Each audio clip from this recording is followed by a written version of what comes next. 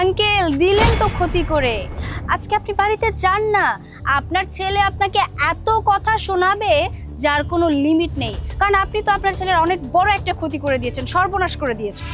আচ্ছা আপনি আমাকে একটা কথা বলুন তো, এই বাইকটা তো নিশ্চয়ই আপনার ছেলের ফেভারিট একটা বাইক।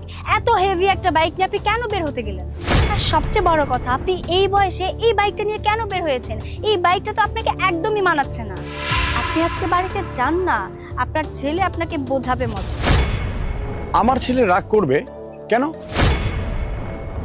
আরে এটা তো আমার বাইক, আমি কিনেছি। কি বললেন আঙ্কেল? এই বাইকটা আপনার? কিন্তু এই বাইকটা তো আপনার সাথে যাচ্ছে না। আর এই বয়সে আপনি স্পোর্টস বাইক চালাতে পারেন? হ্যাঁ, এই বাইক আমি চালাই। হয়েছে কি, যুবক বয়সে তো কোনো শখ পূরণ করতে পারিনি, তাই এই বয়সে এসে শখ পূরণ করছি। যুবক বয়সে শখ ছিল রাইডার হব, কিন্তু পারিনি।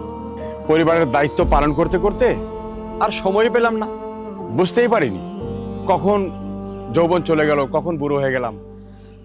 তাই এখন শখ পূরণ করছি। সেটা না হয় ঠিক আছে, বুঝলাম। কিন্তু এই বয়সে যে আপনি এই বাইক নিয়ে বের হয়েছেন, বাইকটা তো পড়ে গেছে। এখন কি আপনি এই বাইকটা উঠাতে পারবেন? দেখি তো কেমন পারেন, ওঠান ওঠান। এটাই তো সমস্যা রে মা, শখ করে বাইক কিনলাম, এখন হাতে